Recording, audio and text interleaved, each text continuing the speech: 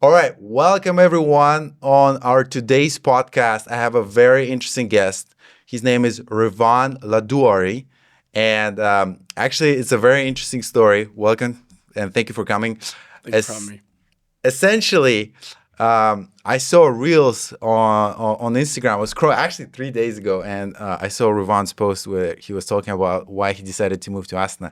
I was like, I need to interview him because sometimes I lack foreign people to speak with in Kazakhstan, and he has a very interesting business that we're gonna learn about today, and I'm actually very curious to ask so many questions to Ruvan. So we're gonna learn a lot today, and you're gonna find out how to pay 0% taxes legally, no matter where you live. Let's get started. Thank you so much for having me. First of all, it's my pleasure to be here at the same place where I recorded the podcast, like the video from the podcast that you saw Oh, 3 days really? That ago. was here? Actually, that was I was here. like, yeah, you know what? Once you said there, I was like, the angles and everything, it looks like, it's like, I think I've seen it somewhere. Yeah, that was the same place. So I'm very happy to be here and very honored to be interviewed here in Kazakhstan. So yeah, let's get into it. Very excited. Awesome. So tell me a little bit more about your story. How your entrepreneurship journey. Like I've seen you travel through several countries. How did you came to that idea to open your business and just explore the world and so forth? Yeah, for sure. So everything sort of happened in 2020. So 2020, that was COVID year. Everyone was locked up during lockdown, and I was in Chile. I was in South America. The reason is because I was on an exchange there. So I went as an exchange student there for about 1 year, and everything was going perfectly well. The exchange started in 2019, and then when I arrived there, everything went good. But when the 2020 year started, then COVID happened, and then we got, I would say, free until maybe the month of April, something like that. And then in April, we had to stay home and we couldn't go out. So obviously, that was a season where there was not much to do other than stay at home and pretty much just do the kind of activities that you can do when you stay at home. And I thought, you know what? If I have to stay home, I may as well try to make the most out of this time. That I'm gonna be at home. So I thought I should focus on something that makes sense for me to sort of grow or develop something. And I came up with the idea of looking at, okay, how do I launch a business? I Hmm. was thinking it, but it was really just a game. It Hmm. wasn't anything serious. It wasn't a life choice or anything like that. It was just I'm at home. I have nothing to do. Let's just start a business. Yeah, yeah. So I looked into it. The first thing was marketing agency, trying to grow SMMA. people's social media. Probably, yeah. Yeah. That was far before the whole SMMA bubble. Okay. I had never heard of any, like famous course seller or anyone in the space. It was just me, okay, looking at what was possible to do. And then we did that for a few months.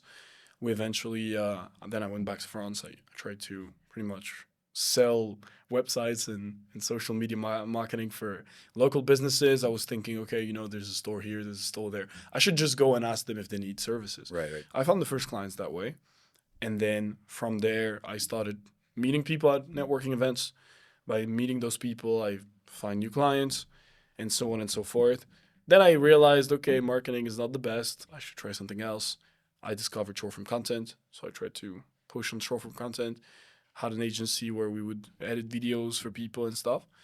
And again, that was working kind of okay, but it was a lot of work and it was not paying off that much because each customer was not paying too much and it was hard to sign people. Yeah. So it was kind of a struggle.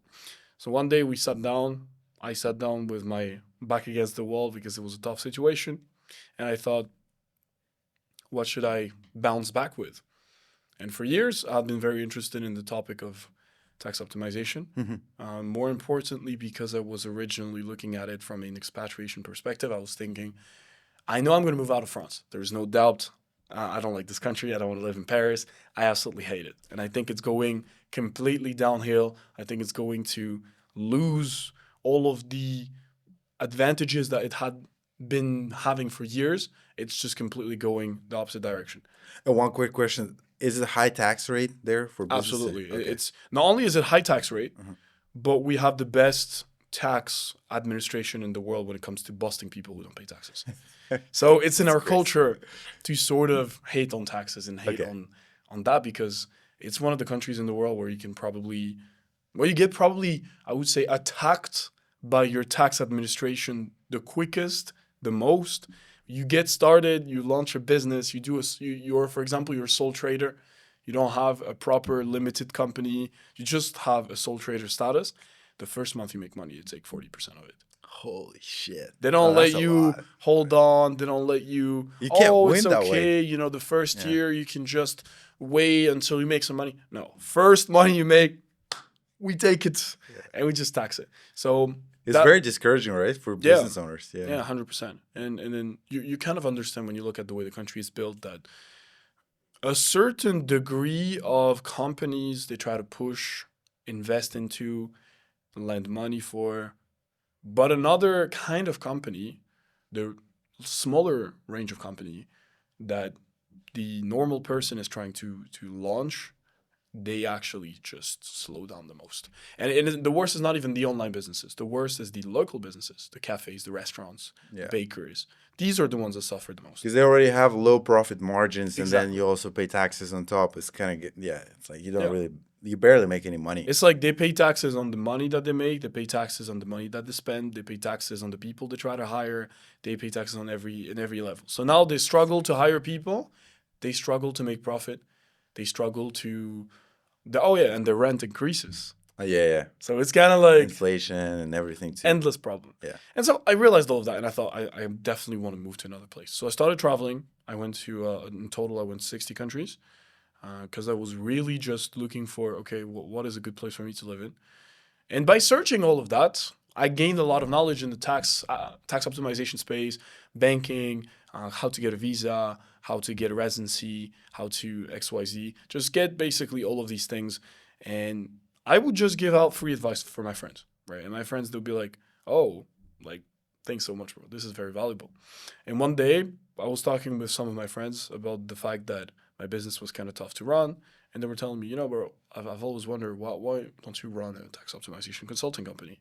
Because all of the skills that you have and all the knowledge that you have would be far better placed there than in a short-form content agency. Because quite frankly, I wasn't the most skilled at short-form content. Because, you know, some guys, they just have a team of 50 people. They've been around for a lot longer than you. So they give out crazy offers, right? It's hard to compete. Exactly. It's very hard to compete. So I was always kind of like competing on money, on price, and it was never a good thing. Whereas tax optimization, I knew I had knowledge. I knew I could help people, and also knew that there was high demand, but there were very low offers, low amount of offers. Not a lot of people are helping with this. And one day I tried it out. We outreached a few people. People were very interested. They were very, very interested in the topic. We got very quickly the first clients. First month made, you know, our best month already the first month compared to the numbers that we used to make with the previous business. And then we tried it out multiple times. And we got to the point where now we have 130 clients. Probably 30, 40 different nationalities. That's incredible. And we got partners in 50 different countries to provide like solutions for people. And now the goal is really to be able to pretty much just expand that. And I would say focus on the lower, I would say the online business guy, the online entrepreneur guy who's in his 20s, who knows that if he doesn't do things right, he's going to get in trouble in the future, or who just wants to be more free. He wants to pay no tax, travel, go here, go there, go to Thailand, go to Dubai. Not necessarily the 50-year-old guy that runs a multi-million company. It can get really complicated fast, I bet. It can get complicated, and the second thing is these guys, they want to work with old guys. They want to work with guys with a lot of experience. They want to work with a specific kind of people, and that's just not my world. I don't come from the corporate world. I don't come from the, you know, private equity or VC or banking world or finance world where there's all of that terminology, all of these things. I come from the online space, so I want to help people that I associate myself with, that I recognize myself with, and I think this is a lot more suitable. That's awesome. Wow, that's a crazy story, man. How old are you? I'm 22. 22? That's insane, dude. I'm 28, by the way, so... But by the way, guys, we didn't get to talk before the podcast, so we're kind of learning about each other right here, right now.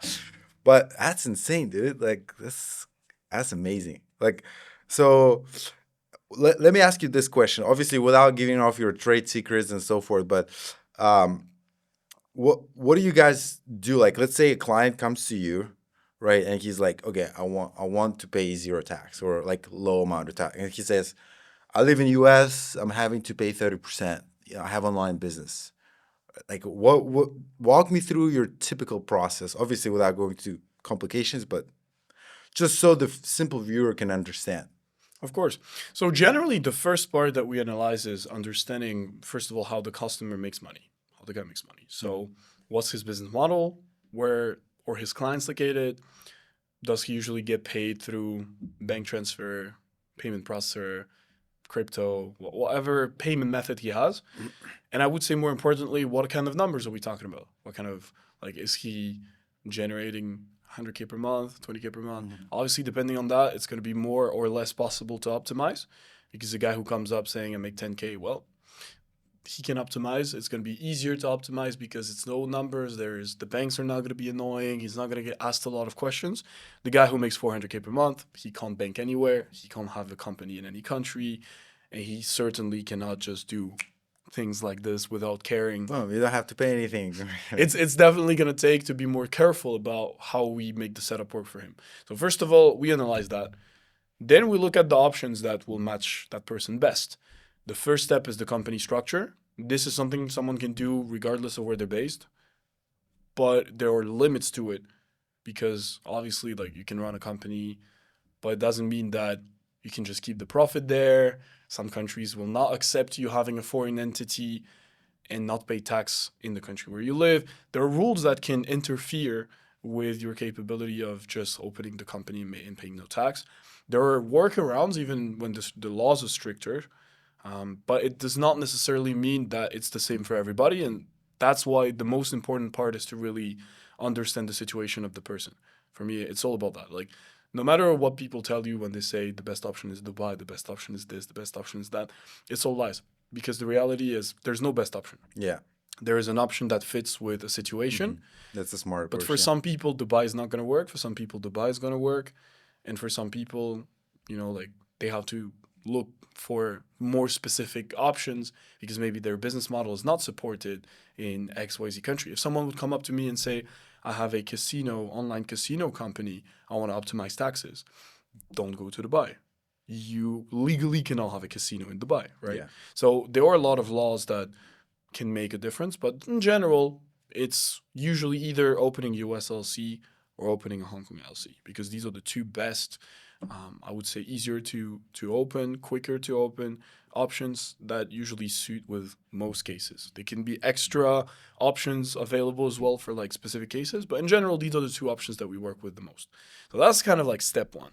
Step two, the personal tax residency. So when people are basically able to leave their country, which is not always the case, right? Like, a lot of our clients, they can't do it or not yet. Then there's basically the second step, which offers the full freedom that you would be seeking for when you're opening a structure or seeking 0% taxes, to move out of your country where you have high tax and pretty much relocate in a place with no tax. That does not mean you need to live there full time. There are countries where you can just open the structure that you're going to be pretty much using as for your visa and residency, administrate all of your tax reports there, but you're not required by law to be there. So you can benefit from the tax without necessarily being in the country. And the reason why they do this is because they understand that people are going to use their banks. People are going to pay every year to maintain their companies. It brings money to the country. And sometimes it can bring more money than a country that would tax its citizens, because if people are millionaires and they make a lot of money, they're going to put a lot of money in the bank. Yeah. The bank is going to take a percentage, and it's going to bring a lot more money to the country. So it's kind of like I would say, healthy way to enrich a country besides just obviously taxes. So that's usually the whole process that we do. And then you have extra things like opening bank accounts in top tier countries like Singapore, Hong Kong, like things like that, which is like the last step to having, I would say, not only the tax part being sorted out, but also using the best of what the world has to offer in terms of finance, in terms of investments, in terms of all of these things that come after you're secured. After you're secured, you can start looking at, okay, how do I make the most out of what I secured, basically. That's awesome. That's awesome. Wow, you have like very, you know, concrete SOP, so to speak, right? So that's great. Let me ask you this. If you guys open a US LLC, right? Let's say you say Hong Kong or US, um, technically the business is required to pay a certain percent of tax within the US, but I assume you guys then give like a write-off strategy, like for tax deductions, or how do you usually structure that? So the US only actually requires you to pay corporate tax if you're either a US resident or US citizen, that you have a physical business in the US, offices in the US, or employees in the US. If none of these factors taken in place, you are not going to get taxed on the corporate level and you will be tax exempted, which 95% of our clients are, because Oh, de that's facto, perfect. That's de good. facto, they're never US citizens, or they're, Yeah. if they are US citizens, we'll offer them another setup than the US. But for example, you're a Kazakh citizen, you're no longer a US resident, you're no longer in the US, you no longer have anything in the US, you can easily be at 0% under your LLC. It's very Sorry, simple. Mr. Trump. Yeah, no, that's great. Yeah, I'll tell you a quick story. So, I had I had a Kazakh LLC, right? And I was in US, and I was just testing out different also like digital marketing strategies, drop shipping and stuff like that. And I made some money, whatever. And I was like, and I was like on a temporary visa in US. But it was like with a duration of like up to 5 years. So I lived there and I made some money, right? And at some point it kind of grew. And I was like, well, I guess I don't have to worry about it because, I pay Kazakhstan taxes and so forth. And then what happened was, uh, then I realized there is a law that like if you're over 3 years in US and you have a foreign income exceeding certain limit, I believe, then you're liable to IRS tax. I'm like, holy shit. Like, so that took me off surprise. I handled it now already. I worked with CPA and accountant and everything.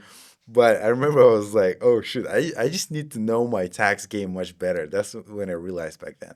And it's like, I think a lot of business owners too, like, or actually young guys, right, that like want to chase success, they like start making money, right? And then they don't take care of taxes, but let's say they become sort of successful or already successful, then it can backfire on them because they're not mentally or knowledge wise ready for or prepared how to I have handle a it. super funny story to tell.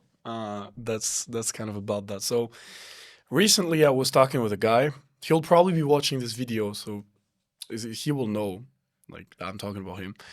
Um, Basically, he was running an e-commerce store, and on the side of that, he was doing crypto trading and crypto investments. And he was based in the UK, UK citizen, right? So we were talking. He was interested in working with us. And he was keeping us on hold when it comes to working together. Like he was saying, yeah, later, which happens. And I Yeah. understand it's just a lack of urgency. Maybe our sales was not as good as it is today. And obviously, my point of view on the question was just, you know what, like that's fine. Whenever you're ready, just hit me up. And one day he texts me and he says, actually, you know what? I got convicted by UK court for like some tax evasion case because I fucked up on some UK stuff. I had a company and I fucked up with it. And some guys, they will literally they will ignore the importance of setting things up because they'll think that firstly they need to make money before they get legal, which makes a lot of sense to me when you're at the beginning and you make like what could be considered low money. Like you don't have to actually worry too much about this if you don't make money and you know that, they will never actually really care too much about it.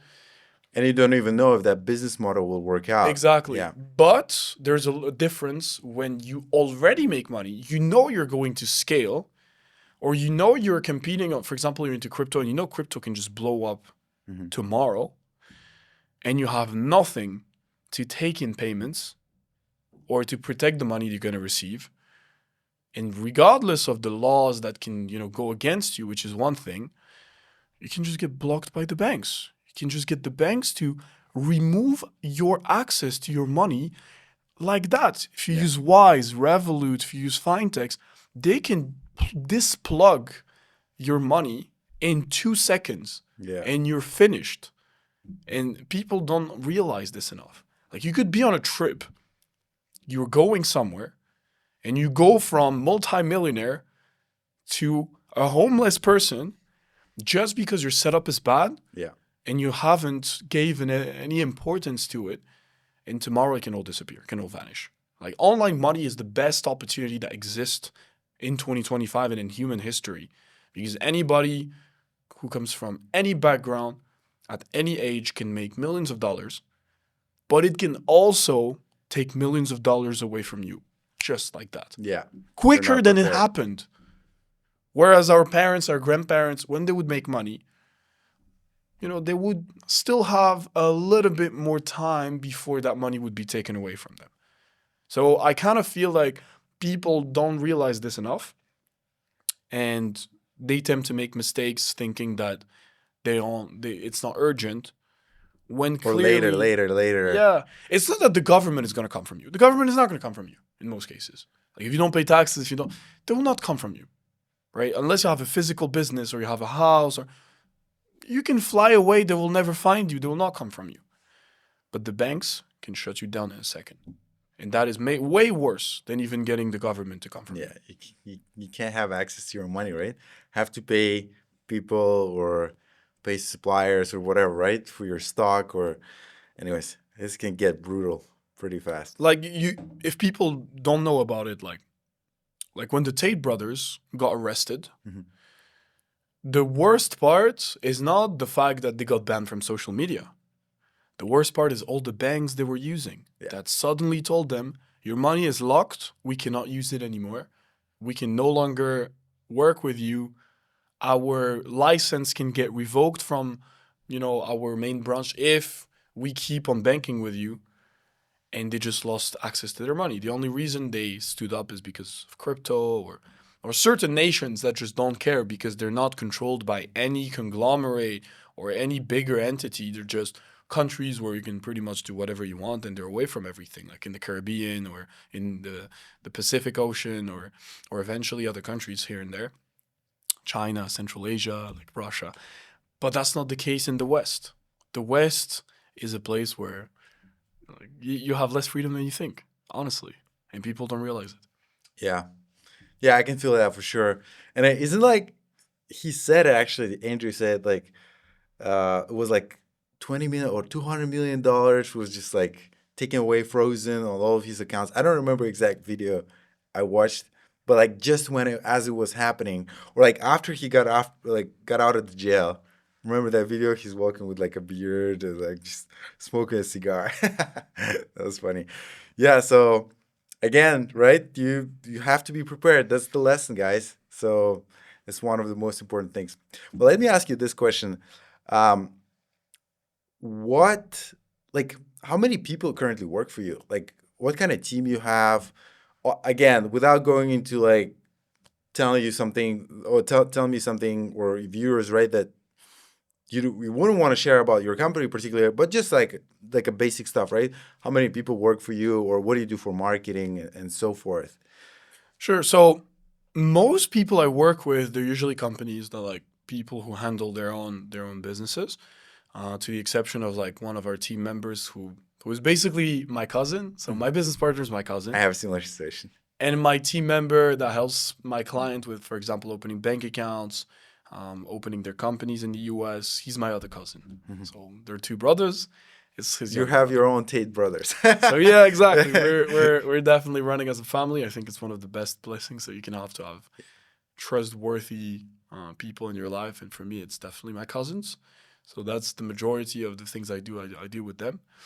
And then, yeah, we have other people we work with. We have someone with who we work on ads, who is handling our ads, with who it's been a great experience to work with. Again, he will watch this video and he will know I'm talking about him. But it's been really good, and it's been a great journey. We have also a content strategist. with who we're working on inspiration on content side. We also have right now, so the guy that was with me previously on the podcast, we're testing out a chatbot together. So we're trying to develop things as much as possible. That is for now the majority of, I would say, the people I work with. Okay. I'm definitely open to hire more people. My goal in the future is definitely to have a team of assistants that can help with helping customers, respond to the customers.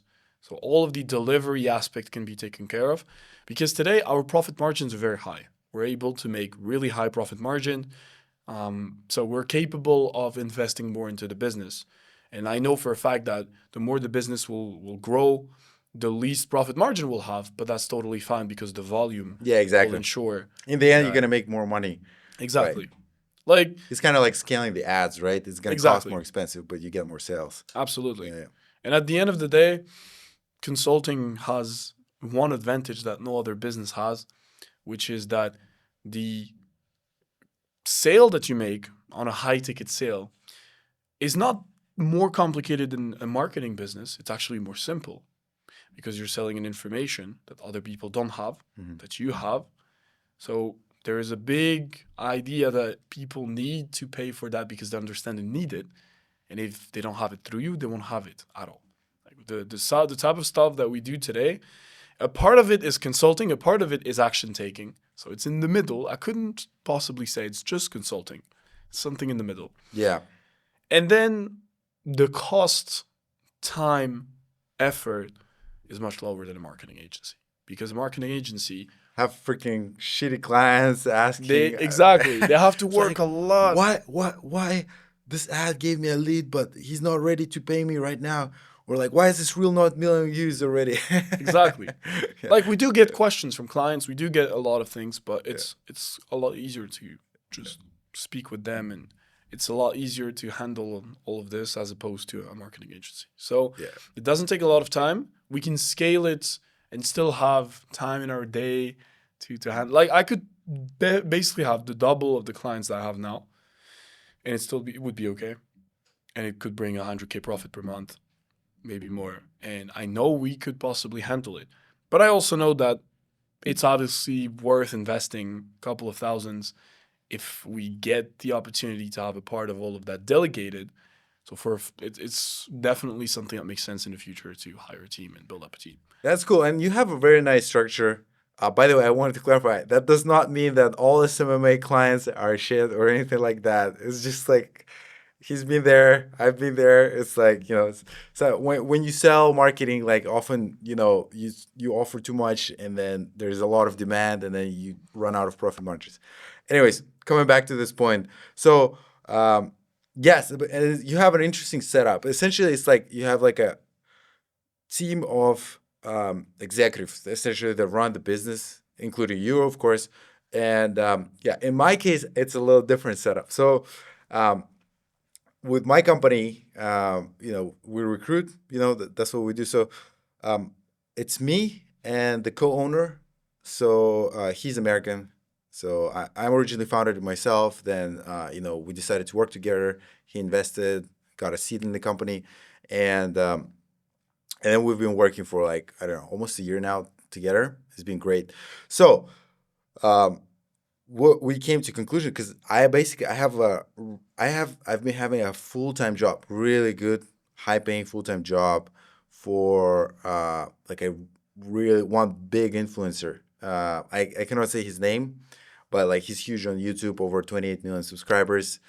And essentially, like as an executive assistant, that's where I learned all this stuff.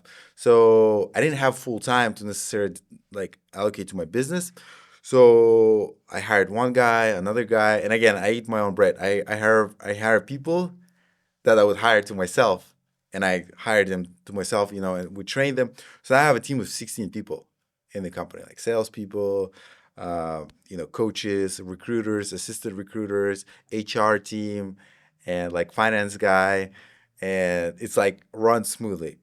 I definitely don't think I make as much as you do, like as far as like profit margins and anything like that. But um, it's an interesting setup too. Like it just explains that it could work both ways.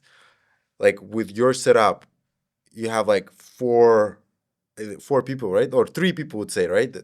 Yeah, around 3 people. Also, we work a lot with partners who have their own companies and assist people with, for example, Okay. company setups or visas, In residencies. different countries, right? Yeah. Exactly. So they can handle that part.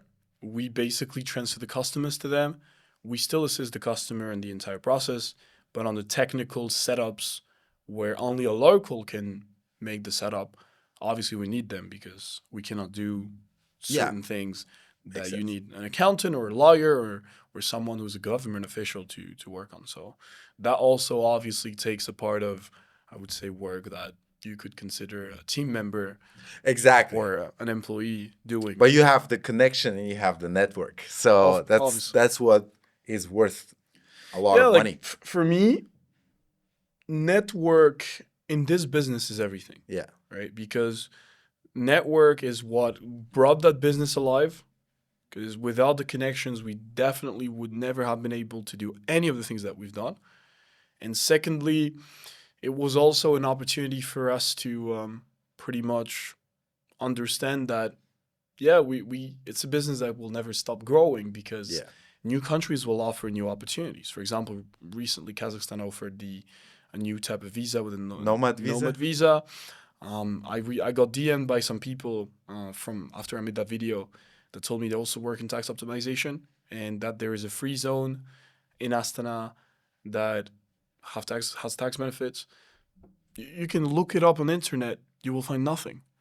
These are informations you can only find because you know the right people. Yeah. And this is the number one thing I've learned, in this game is that internet doesn't mean anything when you know that some tax setups are only available because certain government officials or certain accountants or certain lawyers, they just know how to run this thing because they have the right connections and because they have experience. So no matter what laws say, no matter what, textbook says, like in most cases, it has no value unless you meet someone that has experience in doing He's this been there. and He he can tell knows. you. Yeah. He clicked the buttons.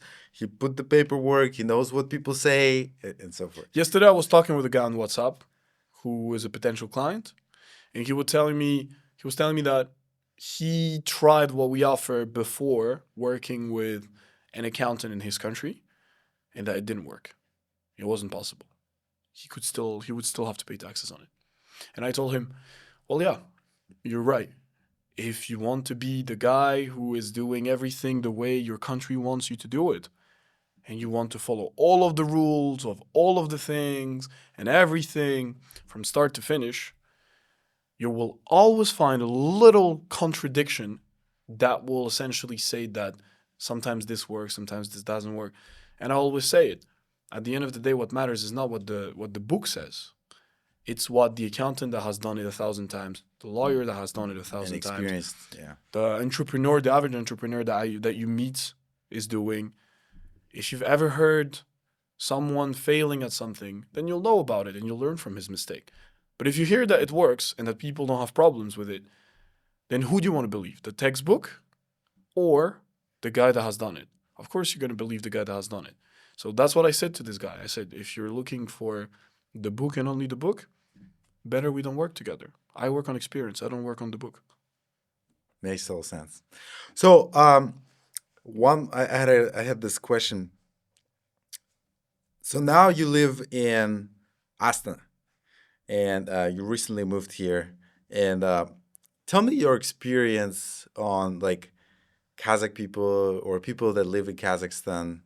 I'll also tell you my side of story because I came 8 years later, right? Came back and I had to really relearn how to live. But I'm just curious, as a foreigner, right? What do people say? What do you view them as, or what kind of impression they give, right? And then additionally, like, what's your just overall experience living in the country? So the first thing I can say about Kazakh people is that they, I would say, made me realize how disrespectful Europeans are because of how respectful they are. And That's great. some people may not understand this from a Kazakh standpoint, but from a foreigner standpoint, I can definitely say that if you go to a restaurant, you don't see people screaming everywhere. That's respect. If you go out in the street, you don't see people doing crazy stuff or, like just wasting the streets with garbage or whatever it may be that just goes against the just normal good standing of the street. That's respect. If you go, meet someone new for the first time, and you can see that they try their best to give a good impression, they shake your hands with two hands. They just, show you respect from the first time. They speak with a lot of respect. They don't behave a certain way uncomfortably with people they don't know. Again, that's respect.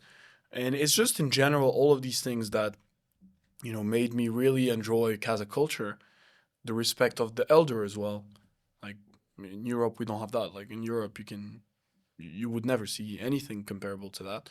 So to me, there is this whole question of, yeah, you definitely have a culture that's a lot more respectful to other people than European countries would have in most cultures. And I realized it the most when I went to Europe after being here for, I believe, 5 or 6 months. It was in June. I had been here since December. In June, I went to France. I hadn't been there for a year almost. So it was the first time I was going back. And when I landed, I was doing a stop in Poland. So Poland is not France, right? Poland is a little bit better than France in terms of security, in terms of good standing of the street, because they don't have immigrants. They kept the culture. So it's a little bit better. Still, when I landed in Warsaw Airport, I was like, this is like such a big difference in terms of how people behave, in terms of the respect people have, in terms of the noise, in terms of just everything. Because it is truly just a society where it's okay to be disrespectful, it's okay to swear at people, it's okay to criticize people openly. It's just very different. And for me, I just enjoyed the fact that in Kazakhstan it's not like that. And it just feels more peaceful. Feels like you don't have to worry about other people's opinion, or you don't have to constantly be there and see other people doing crazy stuff around you, and that's very good. That's great. That's awesome. So, how do you like manage? Because not a lot of people speak English here, right? So, like, what's, I mean, I know you've been to many countries that don't necessarily speak English as a first language, but like your day to day, like since you've been here since December, how do you handle that? Like, you need to go to the store, or you want to go shopping, and I mean, I know in Astana is pretty advanced, right? Like, there are people that speak English, but it's like what, 1 out of 12. So how do you handle that? Я чуть-чуть знаю русский, потому что моя Ah, практика в ресторан чуть-чуть. Можно, пожалуйста, воду без газа, okay. холодный. So now I know. Цезарь салат курицы. Но моя практика очень плохо.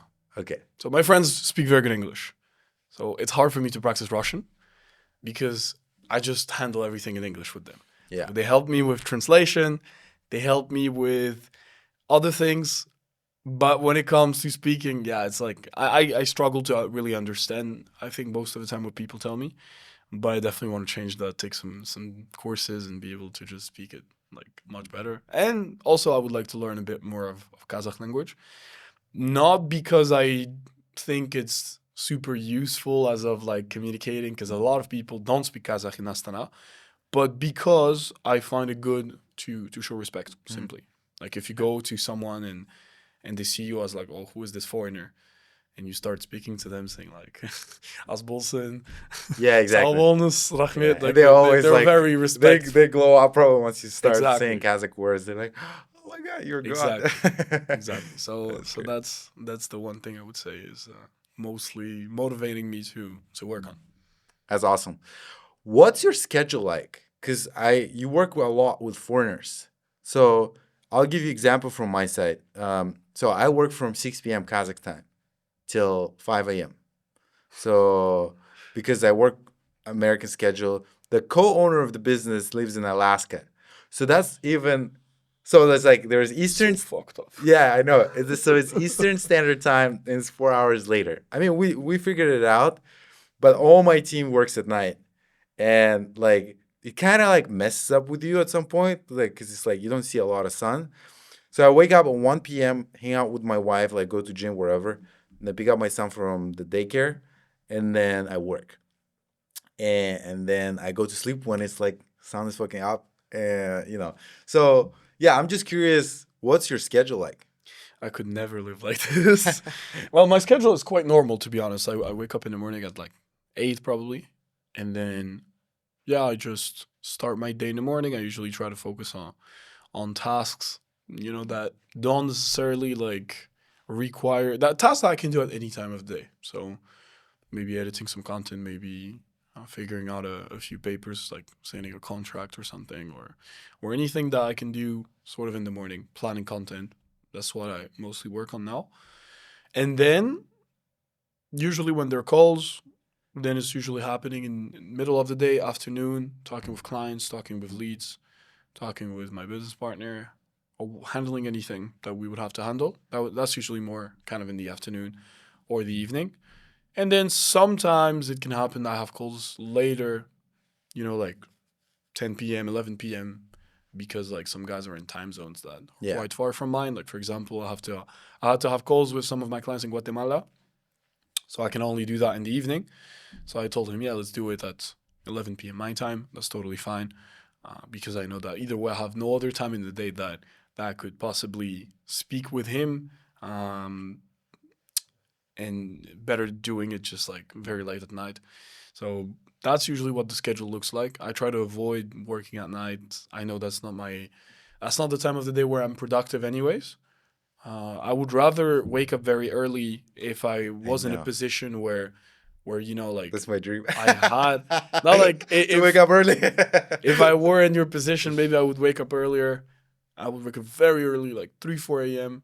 But at least I would finish up the day like not too late than doing the opposite, because I know it would mess with my brain a Yeah. lot. And yeah, you have a lot of courage to do this, because for me, I just could not do it. Like I really feel bad when my day is destructured. Yeah, yeah. So I mean, it makes total sense. I kind of decided to make that trade off because the company I work for allows me to build my business and invest in it. And right now we're getting at the stage that we are. Anyways, it was a journey when I started as a solopreneur on this thing, and it started popping off, and now it's just like really snowballing. Basically the main thing I do for my business is I run webinars, and once a week for 1.5 hour, we get about 100, 120 attendees. By Wow. the way, we could talk about it because there is a way we use is that gets a lot of people to show up, and that's where I sell there's like a funnel I have where it's like for $397 a month, you buy a package for like 20 hours a month and like additional bonuses and stuff like that. So it recently really started snowballing. So we were like reinvesting in the business, like and putting more into marketing and stuff. Hence this podcast. So um, and I'm like, okay, you know what? I'm gonna make this trade off. And I was like thinking maybe I should move to Bali, but then the schedule is gonna be more fucked there either way. So I was like, okay, I'm gonna live here. It's cheaper than living in US. It is, I love this country. And at the same time, there's my friends, family members who live here. So I could really like lock in for a couple of years and just go at it without no distractions, right? Like you need to eat, like go out and eat a fucking steak for like $10 here, Yeah, right? 100%. Yeah, That's what I love. yeah, I love the food here, and then so there's like everything is set up. Of course, there's no Amazon here, but there's good trade-offs. Like banking system is amazing here. I love it. It's very simple. So in other words, I was like, okay, this is the Actually, trade-off. Actually, there is Amazon in Kazakhstan. If you use, there's a service that allows you to order anything from Amazon and get it shipped to a PO box. You have a number, you show up to the PO box, and you can pick up your Oh, delivery. really? Yeah, we have Wow. this in my residence. You know more about Kazakhstan than I do. I honestly learned about this very Yeah, recently yeah. from one of my friends who told me about this. But yeah, it is possible nowadays to even ship to Kazakhstan with You Amazon. should be like, you know what else we have in Kazakhstan? That's awesome. Yeah. But so yeah, I think overall the whole idea that I like about this country is what you just said, is the fact that there is definitely not that much distractions compared to other places.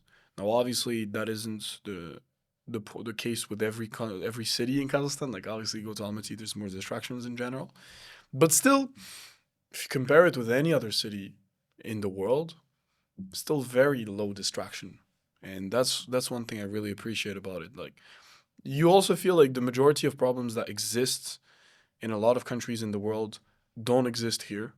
When I compare the problems we have in France, the problems that people have in America, the problems that there are in the UK, the problems that there are in Germany, none of them exist in Kazakhstan. When you hear them on the medias, on social media, you feel like it's not real. You feel like you live in a different world because none of these problems exist here.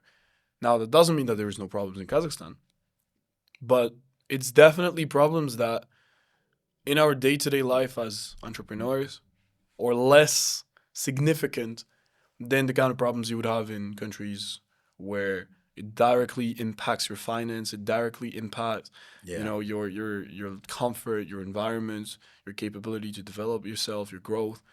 And these are all points that to me just make this country a really good place to settle in if you have a business. Well, welcome to Kazakhstan. We're happy to have you. Rahmiyat. There you go. So, and on this note, I just wanted to say, guys, shout out to Kazakhstan. Man, this is an amazing country. If you are an entrepreneur trying to lock in, make that money, make that next move, and you want to find a place. Actually, Alex Hormozy, you know him, right? Yeah, Alex Hormozy in one of the videos said like one of the smartest moves would be to move to the country that like is cheaper as far as the expenses for living, and and just that way you leverage also by saving more money or reinvesting in your own business. This country is amazing because the service quality is really good, food quality is great, the country is beautiful. Yes, like sometimes it could be like rough weather conditions, but look, if you have an online business, like who the heck cares about that? So, and honestly, it's not as bad as it is as people say it is. Like, because you're in France, so it's like I was here in winter, and people just under my video when I said I loved Kazakhstan, they told me like, "Oh, wait until it's winter," like. And I was like, bro, I was here in winter. Yeah. Stop saying like you dying every time you're going outside when it's -30. It's not that bad. Like you buy yourself a nice big coat. You don't go for a walk for 3 hours. Yeah. And you're good. Like what? And there's cars, right? Like, I don't understand why people are making a whole like big problem off of this when some people move to Dubai and go there in summer, it's 47 degrees and they handle it. So how can you not handle cold, which is essentially better than heat, because you can't remove your skin when it's hot, but you can put a coat on when it's cold. Yeah, exactly. So I wanted to ask you, do you know what time is it now? Because I don't have my watch with me, and I just want to 5 p.m. Oh my God, that's a perfect hit. Oof. There you go. Look at this, guys. So on that note, we're gonna end our podcast, but I wanted to say, Révan, thank you very much for coming. Like you were really like, look, guys, this dude is like on another level. He's 22. He's like above, like top 10% of the world, man. Like just you're gonna be a billionaire. Like, and I think I appreciate it. Yeah, and I just I really enjoy having conversations. We're gonna definitely talk more, and overall, like, look, I learned a lot today, and let's go, baby, guys. Move to Kazakhstan and get virtual assistants. And by the way, if you ever need to figure out your taxes and you want to save money on taxes, we're gonna put the link under the description of this video. It's not like there's gonna be a billion views, but who knows? Never say never. Yeah, never say never. So we'll see you next time. All right, man. Amazing. Good podcast. Very good.